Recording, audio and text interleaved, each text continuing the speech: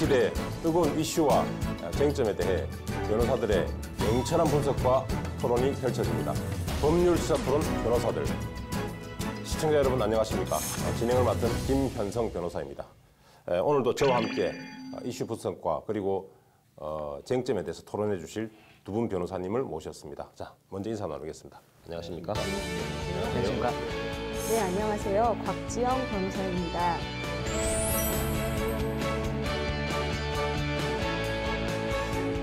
안녕하세요. 정정도 변호사입니다.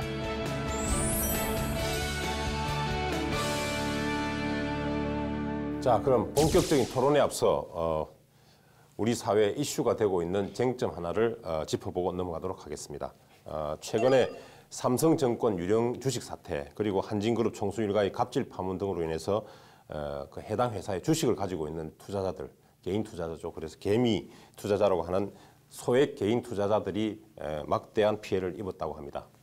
특히 삼성증권과 한진그룹 사태의 경우 기업 실적이나 경영 판단과 무관하게 임직원들의 어이없는 실수나 도덕적 해이 그리고 오너 일가의 인격과 리더십으로 인한 피해가 발생한 것입니다. 그래서 투자자들의 허탈함이 더욱 크다고 합니다. 그러자 사회 일각에서는 기관 투자자, 예를 들면 국내 기업의 주식의 상당 부분을 차지하고 있는 국민연금 같은 기관 투자자들이 스튜어드십 코드를 적극적으로 행사해야 된다라는 목소리가 나오고 있습니다. 자, 스튜어드십 코드, 이 생소한 용어인데요. 곽 변호사님, 이 스튜어드십 코드 정확한 의미가 무엇인지 좀 말씀해 주시겠습니까? 네, 스튜어드라는 단어가 이제 주인의 재산을 관리한 집사를 의미합니다. 그렇기 때문에 스튜어드십 코드는 연기금, 또 아까 설명해 주셨지만 자산운용사 같은 주요 기관 투자가들이 기업의 의사결정에 적극적으로 참여하는 것을 의미합니다. 그래서 이런 적극적인 참여를 통해서 결과적으로 주주로서의 역할을 굉장히 충실히 수행하고 또 위탁받은 자금의 주인은 결국에는 국민 또는 고객이지 않습니까? 그렇죠. 그 위탁받은 자금의 집행 내역 같은 것을 투명하게 보고하도록 하는 행동 지침 또는 윤리 지침을 의미합니다. 아까 말씀해 주신 것처럼 국민연금 같은 경우에는 국내 기관 투자자들 중에서도 가장 큰 손으로 꼽히고 있습니다. 그렇죠. 스튜어드십 코드라고 한다면은 기관 투자자가 이제 예컨대 이제 주식권, 본인의 주주권이죠. 주주권을 적극적으로 행사함으로써 기업 의사결정에 참여할 수 있도록 그렇게 유도하는 자율 지침 내지는 뭐 규범 이 정도로 이해하면 되실 것 같습니다. 사실 우리나라의 경우 이미 이제 2016년도에 한국형 스튜어드십 코드라는 어떤 민간 자율 규범 형태로 해서 제정을 해서 운영을 이미 사실은 하고 있습니다. 그런데 기관 투자자들이 주주권을 좀 소극적으로 사실 행사해왔던 게 사실입니다. 그러다 보니까 활발하게 활성화되지도 않고 있는 그런 상황이고 오히려 무용지물이다라는 비판을 받아왔습니다. 그런데 지금 와서 다시 스튜어드십 코드가 왜 지금 다시 이슈로 떠오르는 것인지 우리 곽 변호사님 어떻습니까? 말씀하신 것처럼 예. 국내에 스튜어드십 코드가 도입이 안 됐던 것은 아닙니다. 그렇죠. 사실 도입이 돼 있습니다. 예. 그런데 문제는 이런 기관 투자가들이 소극적인 의결권 행사만을 여태까지 해왔기 때문에 사실상 이 제도의 도입이 유명무실하다라는 평가를 받아왔습니다. 그런데 최근에 삼성증권 사태나 아니면 한진그룹 총수 일가의 문제들이 이렇게 이슈가 되면서 재벌 그룹들의 이런 지배 구조라든지 아니면 견제가 반드시 필요하지 않은가라는 이런 필요성이 제기가 됐습니다. 그리고 무엇보다 이런 삼성증권 사태나 한진그룹 사태 이후로 국민연금이 굉장히 피해를 입었다는 사실이 또 알려지고 있습니다.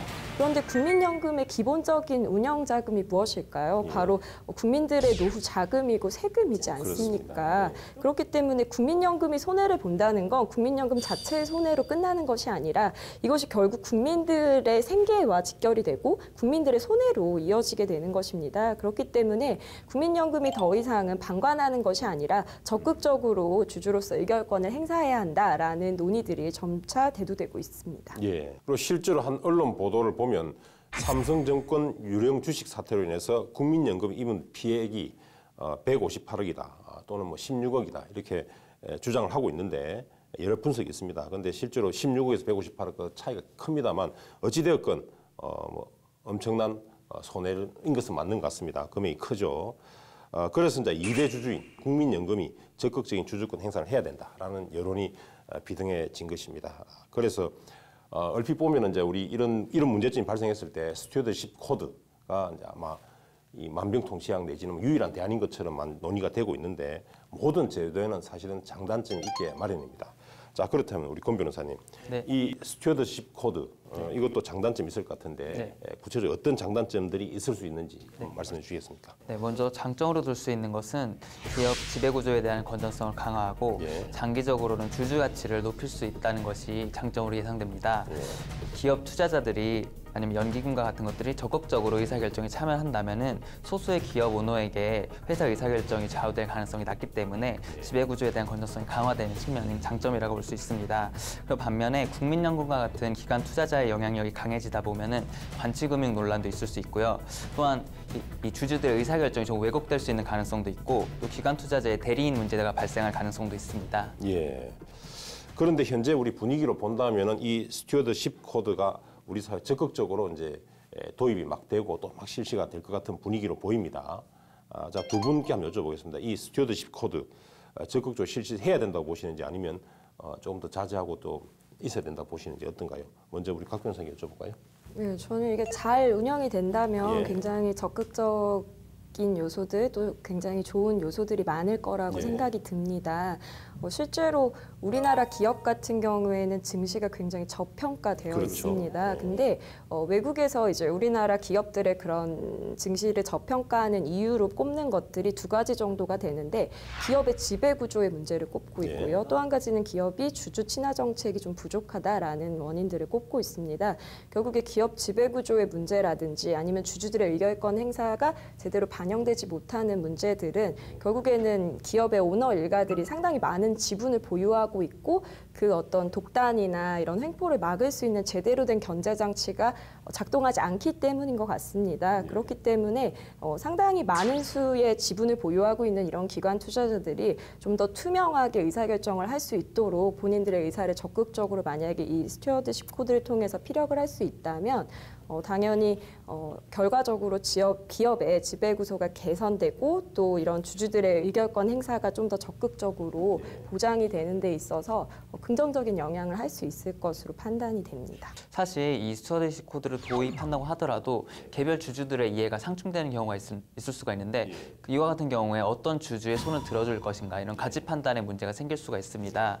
또한 그리고 아직 이제 스튜어드십 코드가 국내뿐만 아니라 해외에서도 도입된 지 얼마 안 되는 제도이기 때문에 그 제도가 과연 정말 실제로 주주 가치를 높이는 데 기여할 수 있는가 아니면 실제로 의사결정의 왜곡을 막을 수가 있는가에 대한 논의나 아직 연구가 좀 잘 이루어진 것 같지는 않습니다. 그렇기 때문에 현재로서는 목적은 이상은 되게 좋은 제도지만 전면적으로 실시하기에는 좀 다소 부족한 면이 있다고 좀 생각합니다. 말씀해 주신 대로 방금 우리 도입한 지가 얼마 되지 않았다고 하셨는데 실제로 이 스튜어드십 코드라는 것이 이제 글로벌 금융 위기를 불러왔다. 거기에 대한 반성으로 사실은 도입된 것인데 그래서 세계적으로 보더라도 2010년도 영국에서 처음 도입되었습니다. 그리고 이후에 이제 캐나다, 네덜란드, 그리고 스위스, 일본, 말레이시아, 홍콩 등 이런 나라에서 스튜어드십 코드를 시행하거나 시행 예정으로 있는데 이 나라가 합쳐서 지금 전 세계적으로 한 20개국 정도에 지금 불과하다고 합니다. 그래서 우리나라도 2014년도에 처음 논의가 되었고 2016년도에 도입은 일단 되어 있습니다만 아직 활성화되고 있지 않는 그런 상황인 것이죠. 만약에 스튜어드십 코드가 도입되어서 이제 적극적으로 실시된다고 했을 때 이것이 아까 말씀하신 대로 좀 단점으로 지적됐습니다만 관치금융 내지는 정치적 목적에 의해서 이용될 수도 있다라는 그런 우려가 있거든요. 이것을 막기 위해서 어떤 또 장치 내지는 어떤 그런 게 좀 필요하지 않을까 싶은데 어떤가요? 우리 권 변호사님께 먼저 여쭤보겠습니다. 네. 제가 생각했을 때는 사실 이 스튜어드십 코드는 제정 단계부터 사실 이 스튜어드십 코드라는 것 자체가 다양한 이해관계인이 여기에 묶여 있기 때문에 사실 제정 단계부터 다양한 이해관계들이 참여할 수 있도록 좀 제도적으로 보장하는 것이 중요할 것 같습니다. 사실 스튜어드십 코드는 적용 대상자인 기관 투자자뿐만 아니라 투자 대상 기업도 영향을 받게 되는데요. 그 과정에서 그 투자 대상 기업도 적극적으로 자신의 의사를 반영해서 스튜어드십 코드가 어떻게 제정되고 아니면 실행하기 위한 절차 같은 것을 규정하는 데 참여하고 그대로가 실행된다면은 사실 관치금융 논란을 조금 막을 수 있지 않을까 그렇게 생각합니다. 이게 다양한 이해관계를 어차피 반영을 해야 되니까 네네. 이 스튜어드십 코드를 이제 도입해가지고 실시한다 하더라도 좀 구체적인 규범을 만들면 있어서는 대상 기업과도 논의를 같이 해야 된다. 이런 재정 단계부터 참여를 해서 같이 만들어 나가면은 좀 관점 논란을 좀 줄일 수 있을 것 같습니다. 예, 좋습니다. 예, 어떻습니까, 곽 변호사님? 말씀하신 대로 신중하게 도입이 돼야 되는 것 같고 또 이런 보완이 충분히 또 논의가 되는 것들은 분명히 의미가 있는 것 같습니다. 그래서 실제로 한국판 스튜어드십 코드 같은 경우에는 이런 의결권 행사의 절차나 기준을 마련하고 이런 행사 내역이 있는 경우에 왜 그것을 행사했고 어떤 내용이고 그 이유는 무엇인지 공시하도록 되어 있습니다. 그래서 이런 공시 제도가 잘 이루어질 수 있어야 될 것 같고 그리고 또 한 가지는 우리가 기업 내에 이제 감시 기능이 강화될 필요가 있을 것 같습니다. 그래서 준법 감시인 제도도 좀 더 원활하게 운영이 되어야 할 것 같고요. 또 사회이사나 감사위원회가 사실상 이사회에서 어떤 종속된 기능을 하는 것에 지금 그치고 있는데 좀 더 독립적이고 전문성을 부여해서 실질적으로 회사에 대한 제대로 된 견제와 감시가 이루어질 수 있도록 좀 제도적인 보완도 필요할 것 같습니다. 예. 자, 우리 자본시장에서 코리아 디스카운트라는 게 있죠. 그래서 한국 기업들의 가치가 원래의 가치에 비해서 이제 저평가되어 있는 것이죠. 주가가. 그래서 그것을 나타내는 용어인데 그 주된 원인 중에 하나가 결국은 기업의 지배구조를 들 수 있을 것입니다. 그래서 스튜어드십 코드가 적극적으로 행사된다면 우리 기관 투자자들이 실제로 관여할 그런 관심 있는 분야가 결국은 배당 확대, 주주 이익을 위해서 그리고 또 이사회의 독립성을 제고하는 이런 쪽이 아닐까라고 예상해 볼 수가 있는데 어찌됐건 이런 것을 통해서 우리 기업들의 지배 구조가 개선되고 그래서 또 나아가서 한국 정시가 한 단계 더 업그레이드 될 수 있는 그런 좋은 기회가 지금 될 수도 있겠다라는 생각을 하면서 오늘 우리 사회적으로 좀 논란이 되고 있는 스튜어드십 코드에 대한 말씀을 여기서 마치도록 하겠습니다. 자, 그럼 지금부터 법률 시사 토론 변호사들 본격적인 토론으로 들어가도록 하겠습니다. 자, 오늘의 주제 먼저 영상으로 만나보시겠습니다.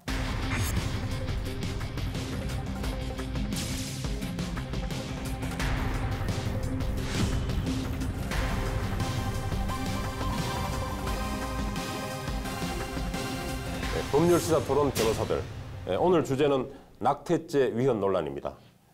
최근 낙태죄가 위헌인지 여부를 두고 헌법재판소에서 공개 변론이 열렸습니다. 만약에 여기서 헌법재판소에서 위헌 결정을 하게 되면 낙태죄는 폐지되게 되는 것입니다. 자, 낙태죄의 경우 여성 또는 산모의 신체에 대한 자기결정권 또는 자기 신체뿐만 아니라 운명에 대한 자기결정권, 그래서 전체적으로 자기결정권 내지는 행복추구권과 그리고 태아의 생명권, 이 두 가지 어떤 헌법적 가치가 충돌하는 것입니다. 그래서 뭐 행복추구권 또는 자기결정권 또는 생명권 모두 다 헌법에서 굉장히 중요한 가치로 지금 규정을 하고 있는 것이죠. 그러다 보니까 이 부분을 결정해서 어느 것을 더 우위에 둘 것인지를 결정하는 것은 굉장히 어려운 문제인 것 같습니다. 자, 우선 두 분께 한번 잠시 여쭤보겠습니다. 낙태죄 위헌 또는 폐지와 관련해서 개인적 입장 간단하게 밝혀주시기 바랍니다. 먼저 낙태죄 자체는 현행 형법대로 유지되는 것이 맞다고 생각합니다. 다만 예외 조항을 반드시 마련을 하는 것이 중요하다고 생각합니다. 그래서 모자보건법상 예외 조항을 좀 손본다든지 아니면 낙태죄 처벌 조항 자체의 위법성 조각 사유를 추가한다든지 해서 적어도 임산부의 자기결정권이라든지 아니면 건강권을 침해하지 않는 선에서 손볼 필요는 있다고 생각합니다. 예, 우리 곽 변호사님은 낙태죄는 기본적으로 유지돼야 된다. 그리고 다만 문제가 되고 있는 어떤 예외 조항들 이런 부분들을 손질할 필요가 있다. 예, 좋습니다. 우리 권 변호사님 어떻습니까? 네, 저도 사실 조심스럽지만 저도 낙태죄, 현행 낙태죄는 좀 유지되는 것이 바람직하지 않나라고 생각합니다. 사실 낙태라는 행위 자체가 태아의 생명을 박탈하는 침입적인 행위이므로 어느 정도 제한이 필요하다고 생각합니다. 그리고 사실 제 개인적으로도 학부 때 저는 수의대를 나왔기 때문에 사실 동물 실험을 할 기회가 많은데 사실 그래서 안락사를 할 기회가 굉장히 많습니다. 근데 그럴 때 사실 생명을 박탈하는 것 자체가 그 행위 자체에서 느껴지는 걸 봤을 때 뭐 우울함이라든가 아니면 그 생명이 있기 전과 후가 사실 너무 다르기 때문에 이것까지도 생명을 좀 박탈하는 행위 자체는 어느 정도 제한하는 게 필요하지 않을까 생각해서 낙태죄 자체도 그와 같은 견지에서 본다면 좀 유지되는 것이 바람직하다고 생각합니다. 우리 권 변호사님 어쨌든 생명은 굉장히 모든 기본권의 이제 기초가 되기도 하고 하기 때문에 생명권을 좀 더 보호해야 될 필요가 있다. 그래서 낙태죄는 기본적으로 유지돼야 된다는 게 네, 그렇습니다. 예, 낙태죄와 관련해서는 기본적으로 산모가 있고 그리고 그 산모 몸속에 태아가 있는 것이죠. 그래서 결국 한 몸인 것처럼 보입니다만 또 둘 사이에 갈등 관계가 있을 수 있기 때문에 이해 충돌이 있을 수 있기 때문에 더 어려운 문제인 것 같습니다. 자, 그럼 이제 낙태죄 위헌 여부에 대해서 이제 본격적으로 말씀을 나눠볼 텐데 우리 곽 변호사님, 네. 우리 헌법재판소에서 낙태죄가 위헌 심판 대상으로 됐던 적이 이번이 처음은 아니죠? 네, 맞습니다. 2012년도 8월에도 한 차례 헌법소원 심판이 있었습니다. 그런데 당시 낙태죄 폐지와 관련된 위헌 정족 수가 총 6명에 미치지 못했고요. 결국에는 당시 합헌으로 결정이 났습니다. 예, 그렇죠.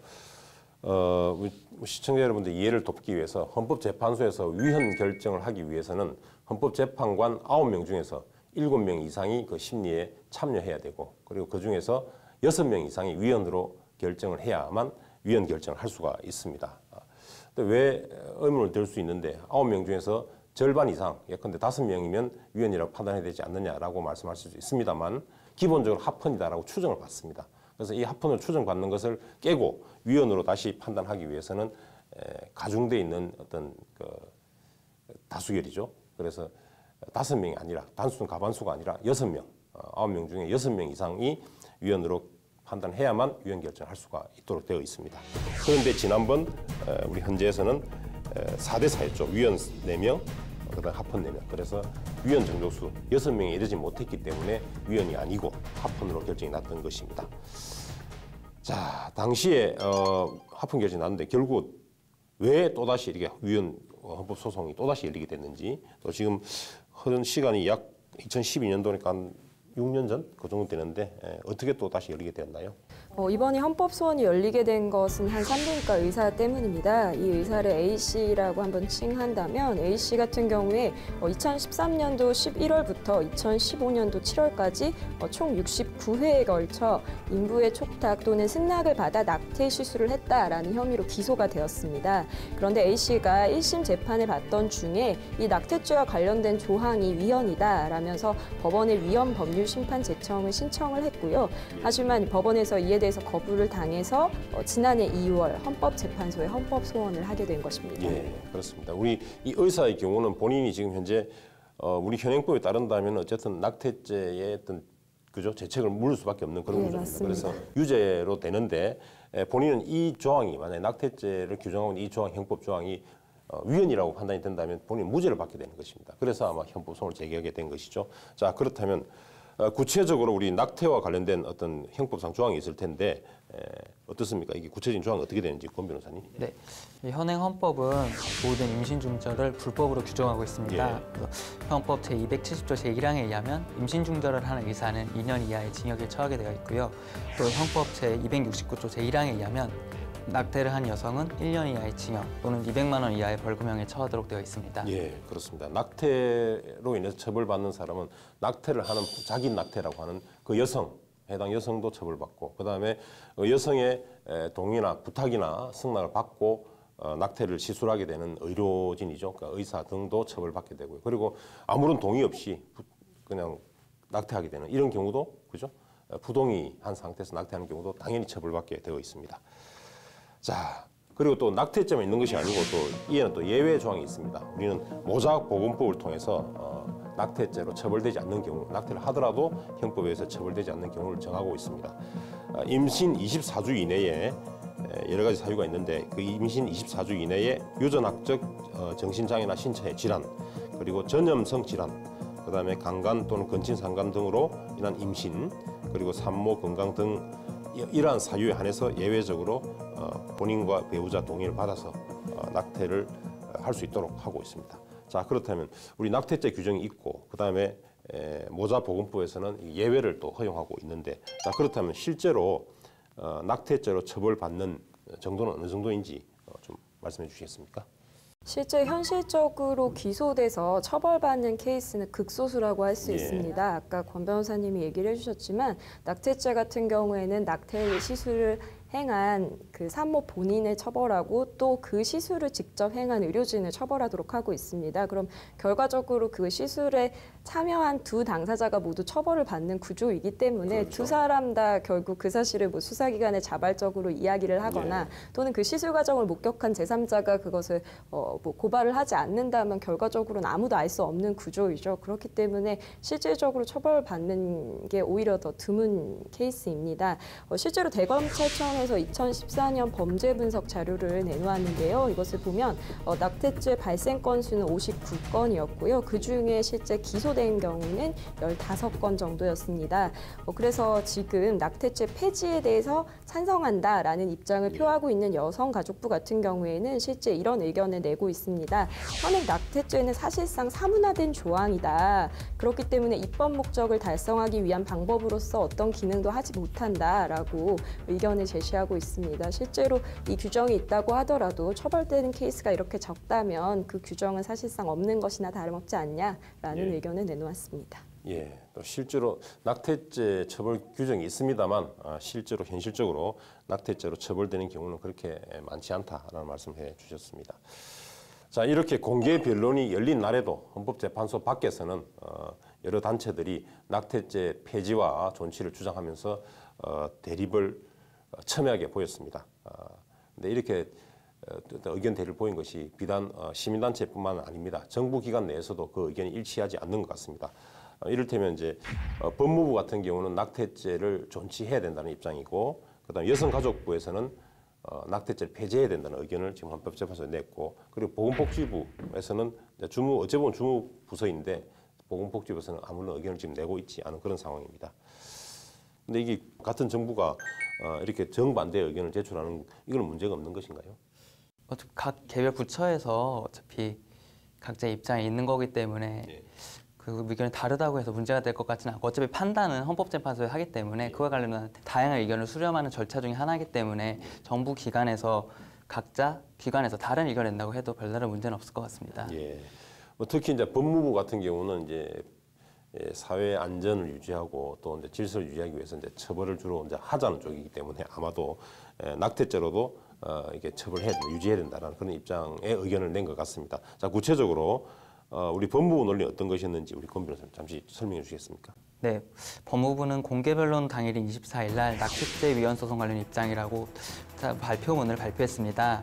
발표를 통해서 보면은 태아의 생명권 보호는 국가의 책무이고 매우 중요한 가치를 가진다고 생각한다고 먼저 밝혔고, 그러면서 낙태를 원칙적으로 금지하고 있는 형법 규정 자체는 합헌이며, 또 인부의 자기결정의 보호를 위해 필요하다면 모자보건법 개정을 통해 낙태 허용 범위를 확대해 나가야 하는 것이지, 사실 구체적인 입장은 낙태죄 자체, 형법상 낙태죄 자체는 합헌이고 다만 모자보건법을 통해 좀 낙태의 범위 같은 걸 정할 수 있다는 입장인 것 같습니다. 그렇기 때문에 이제 이와 같이 제도 개선의 필요가 있다는 이유만으로 현행 형법 규정이 위헌이라고 판단할 수는 없다. 이게 법무부의 입장인 것 같습니다.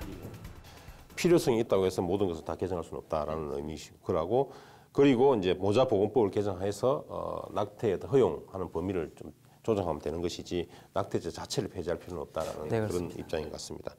자, 그렇다면 우리 낙태죄를 폐지해야 된다, 위헌이기 때문에 폐지해야 된다라는 입장인 여성가족부의 논리는 어떤 것인지 곽 변호사님.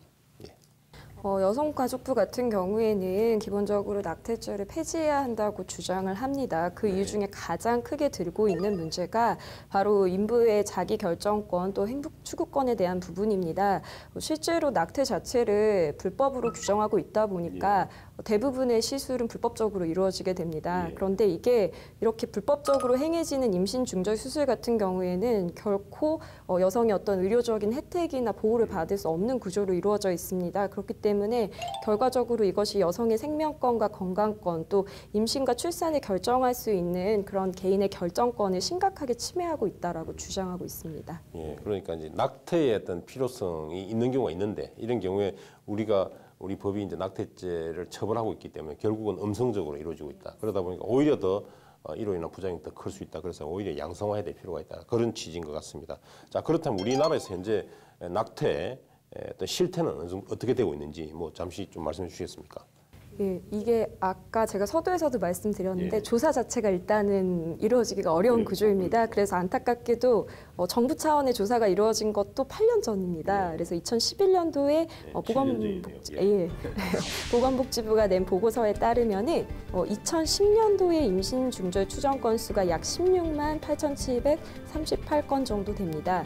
이 중에서 만 15세에서 44세까지 가임기 여성 1000명당 임신 중절 건수는 15.8% 정도였습니다. 그리고 전체 임신 중절 건수 가운데서 57.1% 정도는 기혼 여성이 행했습니다. 또 학력별로 이것을 분석을 해보면 고등학교 졸업 이하 또 매달 가구 소득별로 보면 100만 원에서 200만 원 사이 이하 집단에서 임신 중절률이 높았습니다. 즉 저소득층 또 저학력 계층에서 임신 중절률이 가장 높았다는 걸 알 수 있습니다. 그리고 그 사유가 굉장히 우리가 주목해야 할 부분인 것 같습니다. 그런데 원치 않는 임신이라는 점이 35%로 가장 높은 퍼센테이지를 차지했고요. 다음으로는 이제 경제 사정이 어려워서 양육을 할 수 없다라는 것이 16.4%, 그리고 태아 자체의 건강의 문제도 15.9% 정도를 차지했습니다. 예, 말씀해 주신 내용을 보니까 실제로 낙태를 하는 경우가 그 원인이 보니까 이제 사회 경제적인 어떤 요인도 많이 있는 것 같습니다. 네, 맞습니다. 예. 자, 우리 권 변호사님, 우리 그 여성가족부에서는 아까 법무부와 달리 어떤 뭐 필요성이 있다서 폐지된다 이런 문제가 아니라 오히려 이제 낙태의 필요성이 있고 그래서 양성화해야 된다 그런 입장인 것 같은데 어떻습니까? 뭐 그에 대해서는. 네, 제가 봤을 때는 여성가족부의 주장 중에 하나가 낙태가 사실 음성적으로 시행되고 있어서 오히려 여성의 생명권이나 건강권이 침해되고 있다는 게 주요 근거인 것 같은데 사실 제가 생각해도 이 부분은 좀 어느 정도 좀 공감되는 면이 있습니다. 사실 실제로 낙태라는 것 자체가 굉장히 침입적인 시술이고 굉장히 좀 위생적인 환경에서 이루어져야 되는 것은 맞지만 현재 낙태가 공개적으로 이루어지지 않기 때문에 사실 무자격자에 의한 시술도 많이 되고 있고 그로 인해서 또 처벌을 받는 경우도 많이 있습니다. 그렇기 때문에 사실 낙태가 음성적으로 시행되고 있기 때문에 오히려 여성 건강을 해치는 경우가 좀 있지만 사실 제가 생각했을 때는 그 어떤 권리보다는 사실 태아의 생명권, 태아의 생존권이 좀 우선시 해야 된다고 생각을 합니다. 왜냐하면은 태아 같은 경우는 사실 모체의 모든 생명을 의존하고 그렇죠. 있기 때문에 사실 그 생명권이 오히려 좀 여성의 생명권, 모체의 생명권보다 좀 더 존중되어야 되는 것은 아닌가라고 그렇게 보기 때문에 그와 같은 관점에서 본다면은 여성가족부의 논리가 조금 부적합한 면도 조금 있는 것 같긴 합니다. 예, 뭐 어찌됐든 우리 권 변호사님은 이 태아는 본인 스스로 뭐 본인의 주장, 뭐 권리 주장할 수도 없는 그런 상황이고 그리고 산모에 100% 의존하고 있는 상황이기 때문에 이것을 폐지한다면은 그 태아의 생명권은 아주 너무 경시되는 그런 결과가 초래할 것이다라는 말씀이신 것 같습니다.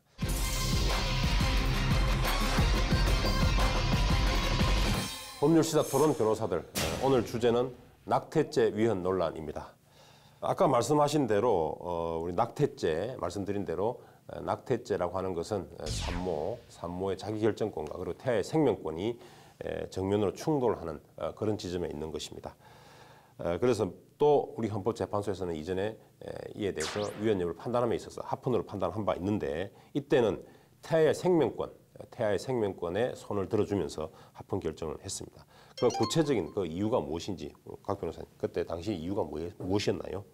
크게 두 가지 정도로 볼 수 있습니다. 예. 우선 첫 번째로 태아는 어떤 성장 상태나 발달 단계와 관계없이 무조건 그 잉태된 순간부터 생명권의 주체로서 보호받아야 한다라는 것이었고요. 두 번째로는 임산부의 행복 추구권 또는 자기결정권은 사익이라고 볼 수 있는데 이런 사익이 태아 자체의 생명권을 보호하는 그 가치보다 결코 크지 않다라는 것이 두 번째 논거였습니다. 예, 이것도 마찬가지인 것 같습니다. 일반적으로 우리가 이제 그 기본권, 인권을 누리는 주체는 인간이죠. 그래서 사람입니다. 그래서 사람이라고 하는 것은 이미 이제 우리가 태어난 이후부터 보통 얘기하는 것이죠. 그래서 형법에 있어서도 어떤 사람을 살인할 때 그때도 이미 태어나 있는 사람이죠. 호흡을 하고 있는 그런 경우에 사람을 주로 얘기를 하는 것입니다. 그런데 우리 생명권의 경우에는 태아에서부터 바로 생명 인정했던 것이죠.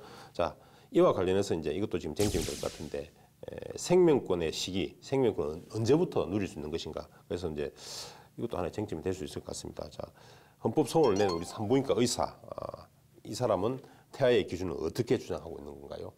산부인과 의사의 변호인 측은 당연히 태아가 출산 전까지는 사람이라고 볼 수 없다라고 예. 주장을 했습니다. 출산을 해야 법적으로 사람으로 인정을 받고 또 한 가지 낙태죄를 처벌하는 조항은 결국엔 산모로 하여금 원하지 않는 임신을 유지하도록 하고 결국에 출산을 강제하는 부수적인 효과가 있지 않습니까? 그래서 결과적으로 임산부의 자기결정권을 상당히 침해하는 조항이다라고 주장을 했습니다. 그리고 아까 서두에서도 잠깐 말씀을 드렸지만 낙태죄로 인해서 실제 기소되고 처벌받는 사례 자체가 굉장히 드물기 때문에 이미 사문화된 규정이다. 또한 적어도 임신 초기의 낙태는 허용해야 하지 않나라는 주장을 이야기를 했습니다. 실제 우리나라 민법 같은 경우에는 태아의 권리 능력을 사실 굉장히 제한적으로만 그렇죠. 인정을 하고 있습니다. 그래서 전부 노출서를 취하고 있고 우리 형법 같은 경우에도 이제 진통이 돼야 비로소 이제 권리 능력을 인정한다고 볼 수 있습니다. 그래서 마찬가지의 법적인 그런 주장을 했던 것 같습니다. 예,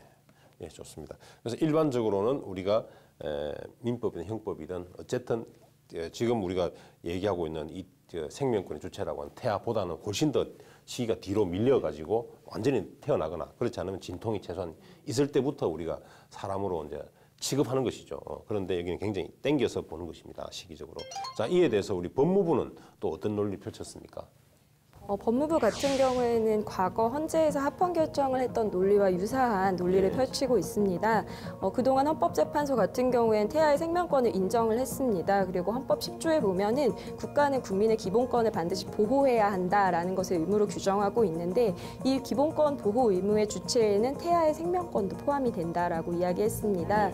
그리고 또 한 가지 또 주목할 만한 이야기를 했는데 태아는 자기 스스로를 지킬 힘도 없고 또 스스로 어떤 목소리를 낼 수 없는 굉장히 나약한 존재인데 오로지 자신의 심장 소리로만 자기가 살아있다는 걸 증명할 수밖에 없다. 그렇기 때문에 더욱더 보호받아야 하는 더 연약한 주체다라고 이야기를 했습니다. 또한 태아의 발달 단계가 동물과 뚜렷하게 구별이 되는데 이것을 어떤 한 시점을 정해서 그때부터는 생명권 보호 범위에서 지켜주고 또는 배제하고 이런 시기를 정하는 것 자체가 사실상 불가능하고 어렵다라고 주장을 했습니다. 예. 우리 곽 변호사님 말씀 중에 태아는 자기 목숨을 낼 수가 없고 오로지 심장 소리 하나만으로 살아있음을 증명하고 있다 했는데 그 심장 소리라는 말을 들으니까 제 심장이 뛰는 것 같습니다. 그렇습니다. 굉장히 시적인 표현입니다. 예, 그렇습니다. 그래서 우리 이제 헌법재판소에서도 우리 공개 변론에서도 그렇게 했습니다만 다른 국가들도 뭐 그렇고 지금 이게 무슨 말씀이냐면 태아라고 인정할 만한 시기 그래서 그게 언제부터냐 했을 때 보통 이제 12주다라는 것이죠. 그러니까 임신 12주가 되면 태아로 인정할 수 있다라고 지금 얘기를 하는데 자, 이 12주라는 시기 이에 대해서는 두 분 어떻게 생각해요? 먼저 권 변호사님 어떠신가요?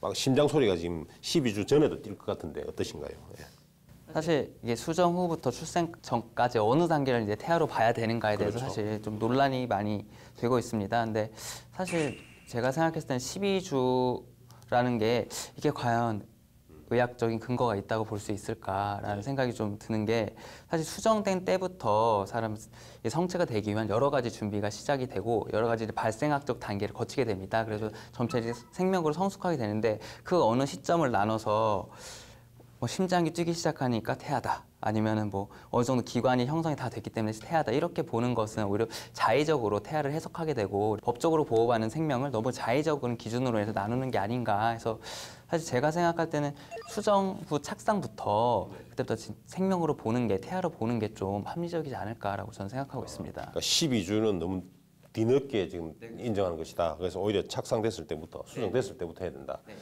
좀 불안한 면이 있을 것 같긴 한데 어떻습니까? 우리 곽 변호사님 12주부터 우리가 생명권의 주체로 인정한 태아다. 일단은 좀 다른 나라 선례도 보면 좋을 것 같은데요. OECD 우리나라 가입돼 있지 않습니까? 35개국 중에서 본인의 요청에 의해서 낙태가 가능한 나라가 25개 국가입니다. 하지만 이 국가들 같은 경우에도 임신 중기나 후기의 낙태는 허용하지 않고 있고요. 초기라고 볼 수 있는 12주 이내에 자기 요청에 의한 낙태만 허용을 하고 있습니다.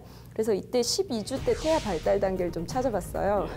태아의 크기가 한 6에서 7cm 정도 되고요. 이때부터 뼈 조직의 형성이 본격적으로 시작이 된다고 합니다. 그래서 손가락과 발가락의 구별이 가능하고 또 외부의 생식기가 나타나고 이때부터 본격적으로 태아의 움직임이 생긴다고 합니다. 그래서 이거를 12주 이전에는 이후에는 배하고 12주 이후에는 태하고 뭐 이렇게 볼 수 있는지 여부는 아마 의학자들 사이에서도 뭐 분쟁은 있을 것 같은데 어쨌든 이런 것들을 근거로 해서 12주를 근거로 이전에 낙태를 허용할지 말지 외국에서도 좀 논의가 많이 이루어지고 있는 것 같습니다. 결국 12주라는 것은 이제 태아의 발육 상태, 그래서 실제로 이제 사람으로서 뼈대가 형성되는 시기가 아마 12주인 것 같습니다. 그래서 그때부터 우리가 태아로 인정하고 있는 것으로 지금 보입니다. 우리 각 변호사님 말씀에 따르면은.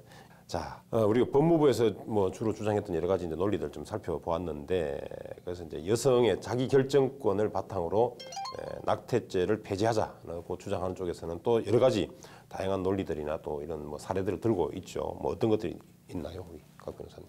우선은 원하지 않는 임신을 하게 되는 케이스들이 네. 분명히 있습니다. 우리가 흔히 뭐 피임을 하고 또 미리 준비를 하지만 100% 피임이 되지 않거든요. 근데 문제는 이렇게 원하지 않는 임신의 경우에는 여성이 결과적으로 자신의 인생을 이렇게 주체적으로 결정하지 못하는 결과가 초래된다는 이유가 있습니다. 실제 여성가족부에서는 이런 낙태죄 폐지에 대한 논거 중에 하나로 임신 중절 과정에서 배우자의 동의를 지금 현재 필요로 하고 있는데요. 모자보건법 같은 경우에는. 근데 이런 조건 때문에 오히려 이를 남성이 역으로 협박하고 또 보복하는 수단으로 악용하고 있다라는 한 가지 주장을 하고 있습니다.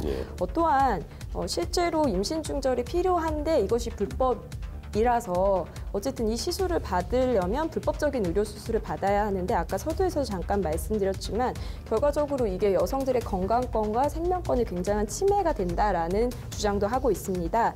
낙태죄 폐지를 요구하는 보건의료인 525명이 성명을 냈는데 이런 취지의 성명을 냈습니다. 임신 중절 처벌로 인해서 한국 여성들은 표준 진료 지침에 따른 시술조차도 전혀 받지 못하고 있다.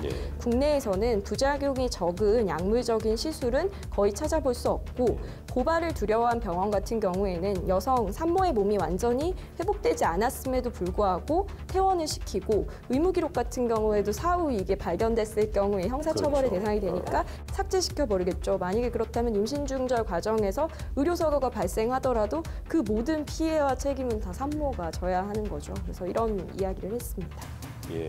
문제가 있는 것 같습니다.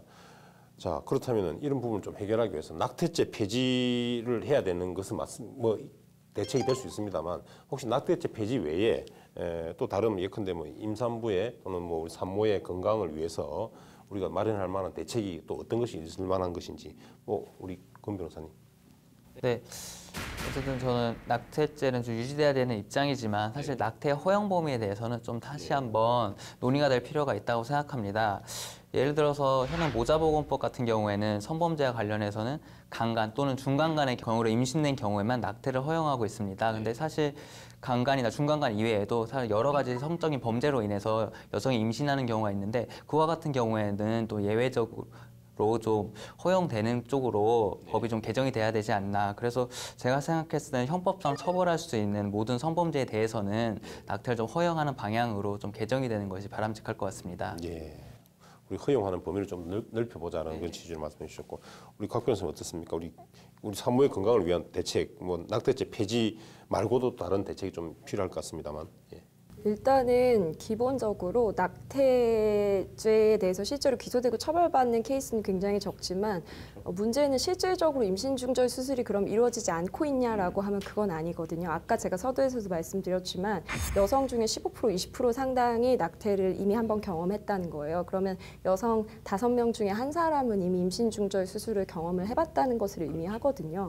이게 무조건적으로 제한한다고 사실 낙태가 안 이루어지는 건 결국에 아니라면 결국엔 여성들의 이런 건강권도 보호해야 하는 것도 국가의 책무 중에 하나가 될 것 같습니다. 그래서 아까 변호사님이 이야기하신 것처럼 결국에는 예외 조항을 어떤 식으로 잘 마련하느냐의 문제인 것 같아요. 아까 제가 말씀드렸던 부분 중에 하나가 이제 실제로 임신 중절 수술을 하는 사람 중에 다수가 저소득층이나 저학력층도 분명히 있습니다. 어떤 사회 경제적인 요소 때문에 양육이 어려운 사람들이 있어요. 그래서 이런 요소들을 예를 들면 예외 조항으로 추가한다든지 또는 이런 경우도 있어요. 거예요. 내가 전 배우자랑 이혼을 했는데 전 배우자의 아이를 잉태했다는 걸 알게 됐을 때 과연 이 아이를 내가 낳아서 키워야 되느냐라는 문제 때문에 고민하시는 분들도 실제로 많거든요. 그래서 이런 불가피한 사유가 발생했을 때 적어도 초기 단계에서의 임신, 그게 물론 몇 주까지로 제한할지는 충분한 논의가 필요하겠지만 적어도 아주 임신 초기 배아 단계에서의 임신 중절은 적어도 합법적으로 허용을 해야 하지 않나라고 저는 개인적으로 생각합니다. 예, 낙태죄 폐지 여부와 관계없이 낙태는 현실적으로 이루어지고 있습니다. 그렇다면은 우리 산모의 건강과 또 태아를 동시에 보호하기 위해서는 이 부분 이제 낙태를 허용하는 그런 범위를 좀 더 확대해야 된다라는 의견을 두 분 다 주신 것 같습니다. 자, 그렇다면 우리나라에서는 지금 낙태죄 위헌 논란이 굉장히 심한데 외국에서도 낙태죄는 처벌되고 있는 경우도 많이 있는 걸로 알고 있는데 어떻습니까, 우리 곽 변호사님? 실제로 전 세계적으로도 태아의 생명권은 모두 보호하고 있습니다. 다만 우리나라랑 비교했을 때는 좀 더 완화된 정책을 펼치고 있다는 걸 알 수 있습니다. 아까 잠깐 말씀을 드렸는데 OECD 회원국 가운데서 한국과 일본, 아일랜드와 같은 10개국을 제외한 이탈리아나 벨기에, 그리스, 캐나다와 같은 20여 개국은 사회 경제적인 사유 또 여성 본인의 요청으로 인한 임신 중절 수술이 가능합니다. 다만 이게 제한은 있는데요. 이제 일정한 기간 안에만 가능하고 중기나 후기의 임신 중절 수술은 이곳에서도 마찬가지로 안 되고 있습니다.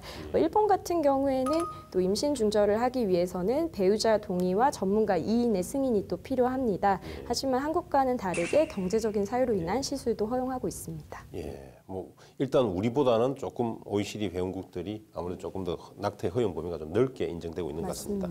예. 자, 최근 뉴스를 보면은 유럽에서 가톨릭 우리 교회의 가치와 여성의 역할을 강조하는 보수적인 국가로 이제 유명하죠. 그래서 아일랜드에서도 이 낙태죄 폐지를 두고 개헌 투표가 있었습니다. 우선 그 결과가 어떻게 됐습니까, 곽 변호사님? 결과적으로는 출구조사 결과로는 찬성이 68%, 반대가 32%였습니다. 그럼 결국에는 낙태죄 폐지에 찬성한다는 건데 아일랜드 같은 경우에는 근데 기존의 낙태죄를 허용하는 기준이 굉장히 협소했습니다. 그래서 여성의 생명이 위험한 경우에만 제한되어 있어서 강간이라든지 근친상간, 치명적인 태아의 질환, 또 본인 건강에 심각한 위험을 겪은 산모들도 무조건 출산을 강조하는 그런 법 체계를 가지고 있었습니다. 그래서 어떻게 보면 당연한 결과가 아니었나 아일랜드에서는 이런 생각이 들었습니다. OECD 국가들과 좀 달리 아일랜드 경우는 좀 우리나라가 이제 허용하고 있는 낙태보다도 훨씬 더 좁은 범위에서만 낙태를 허용하고 있고 여성의 생명이 위험한 경우 딱 한 경우 외에는 낙태를 전부 다 불허하고 있는 것이죠. 그러다 보니까 이걸 국민 투표를 해보니 찬성이 이제 68%가 나왔다는 그런 취지고, 만약에 우리나라와 같은 정도의 모자보건법 정도의 어떤 수준을 가지고 그런 정도로 낙태죄 허용되는 조항을 같이 가지고 있었다면 그런 경우였더라면 이제 아일랜드의 이런 투표 결과는 어떻게 나왔을지 지금 모르는 것이겠죠. 예, 좋습니다. 자, 우리 권 변호사님, 또 다른 나라의 경우는 어떤가요? 네.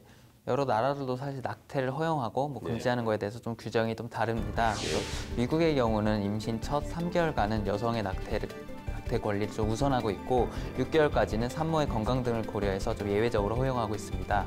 그리고 그 이후에는 여성의 낙태권보다는 태아 보호를 우선해서 제한하고 있습니다. 반면에 스위스는 임신 10주, 이탈리아나 덴마크 등은 12주까지 대체적으로 낙태를 허용하고 있습니다. 예, 미국의 경우를 보니 이제 이 기간을 정해놓은 것도 보면 굉장히 실용적으로 정해놓은 것 같습니다. 3개월, 6개월 이런 식으로 정해놓고 허용 여부를 결정하고 있습니다. 예. 그리고 또 이제 낙태를 기본적으로 이제 좀 허용하자라는 전체적인 그런 추세가 세계적인 추세인 것 같습니다만 반드시 그런 것만은 아닌 것 같습니다. 지난해 10월이죠. 낙태를 인정하는 미국에서도 그 하원에서 임신 20주부터 낙태를 금지하는 법안을 또 통과시키기도 했죠. 그래서 결국은 우리 태아의 생명권 과 그다음에 이제 산모의 건강권 또 자기 결정권에 충돌하는 지점이기 때문에 쉬운 문제가 아닌 것 같습니다. 자, 그렇다면 이제 마지막으로 우리 두 분께 한번 여쭤볼까요? 우리 낙태죄와 그다음에 또 허용을 하고 있는 낙태를 허용하고 있는 모자보건법이 있습니다. 이 두 개를 다 포함해가지고 우리 형법 조항에 낙태죄를 규정하고 있는 이 규정 조항 합헌이라고 보시는지 위헌이라고 보시는지 말씀 좀 부탁드리겠습니다. 우리 곽 변호사님부터. 예. 네, 아까 서두에서도 제가 말씀을 잠깐 드렸는데 일단은 우리나라가 지금 아일랜드처럼 굉장히 엄격한 아예 형법 규정만 있었다든지 모자보건법 규정이 없었다면 그 상태에서 저는 당연히 위헌이라고 말씀을 드렸을 겁니다. 하지만 지금 같은 경우에는 모자보건법상 예외적으로 임신 중절 수술이 가능한 케이스들을 열거하고 있습니다. 물론 이 예외적인 케이스들을 저는 개인적으로는 좀 더 넓혀야 한다고 생각을 하고 있고요. 그렇지만 지금 현행 법체계 하에서는 일단은 낙태죄 자체는 위헌이 아니고 저는 합헌이라고 보고 있습니다. 네, 다만 이제 이와 관련된 논의들은 충분히 좀 이루어져야 된다고 생각이 들고요. 그리고 이런 논의가 이루어지는 것 자체가 저는 바람직하다고 생각이 듭니다. 예, 좋습니다. 우리 권 변호사님 어떻습니까? 합헌인가요, 위헌인가요? 이제? 네, 저는 합헌이라고 예. 생각하고 있습니다. 사실 뭐 저의 논리는 좀 단순하긴 하지만 사실 이 낙태 같은 경우는 산모의 기본권과 태아의 기본권이 충돌하는 영역인데 그중에서 사실 어떠한 기본권을 우선할지가 문제되는데 제가 생각했을 때 사실 생명권은 명문에 규정이 없더라고 하더라도 사실 모든 기본권의 전제이고 사실 기본권 중에 기본권이라고 볼 수 있기 때문에 이와 같은 생명권을 중시하는 생명권이 또 산모의 기본권보다는 중시되어야 되지 않나라고 생각합니다. 그렇기 때문에 아무래도 현행 낙태죄를 좀 합헌이라고 보는 것이 바람직할 것 같고 앞서 뭐 곽정 변호사님께서도 말씀해 주셨듯이 아일랜드 같은 경우는 사실 워낙 낙태를 허용하는 기준이 협소했고 사실 낙태죄 형량도 한국에 비해서 훨씬 강한 걸로 알고 있습니다.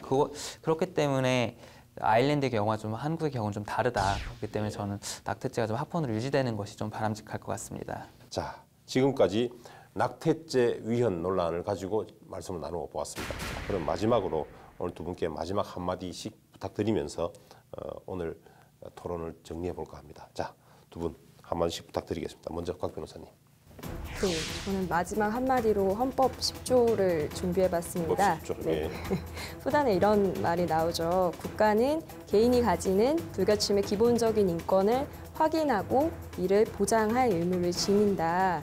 우리나라가 아까 OECD 국가 중에서는 낙태를 굉장히 엄격하게 제한하고 있는 나라라고 했는데 아이러니하게도 낙태율은 최상위입니다. 예. 이거는 결국에는 우리나라 자체가 지금 출산에 적합한 또는 산모에게 적합한 사회 분위기나 여건이 전혀 조성되지 않았다는 걸 반증하는 거라고 생각이 듭니다. 예. 그래서 단순히 낙태죄를 폐지할까 안 할까 뭐 언제부터 허용할까의 논의에서 절대 이 논의가 멈춰서는 저는 안 된다고 생각을 하고요.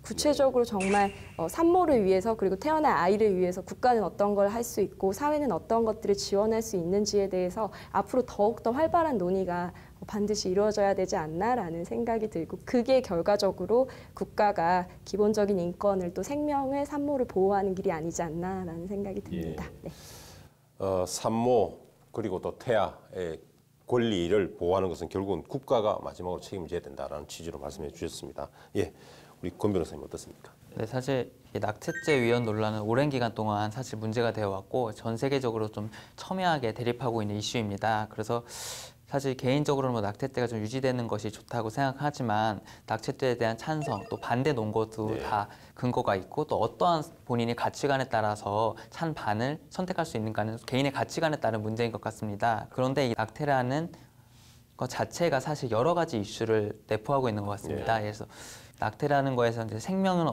무엇부터가 생명인 것인가? 어디서부터 보호 가치가 있는 생명으로 볼 것인가 하는 이렇게 생명윤리의 문제가 또 있을 수 있고 또 사실 낙태를 실시하는 많은 이유 중에 하나가 경제적인 어려움인데 이런 면에서 보면 여성 인권의 문제나 여성의 노동 문제 이런 여러 가지 면을 또 생각할 수 있는 것 같습니다. 그렇기 때문에 저는 이번에 낙태죄 관련해서 이제 헌재 결정을 앞두고 있는 과정에서 사실 우리 사회가 좀 생명윤리나 아니면 여성의 인권 문제에 대해서 좀 더 생각해 볼 수 있는 계기가 되었으면 좋겠습니다. 예. 낙태죄 위헌 논란을 계기로 해서 우리 사회의 어떤 생명윤리 문제 그리고 또 여성의 인권 그리고 사회 경제적인 어떤 약자에 대한 어떤 그런 인권 그런 부분들도 같이 한번 돌아보는 계기가 되었으면 좋겠다는 취지로 말씀해 주셨습니다. 예, 오늘 낙태죄 위헌 논란이라는 주제를 가지고 우리 두 분 변호사님들과 분석해보고 또 토론도 해보았습니다. 두 분 뭐 열심히 해주신 감사드리겠습니다. 예, 고맙습니다. 네. 감사합니다.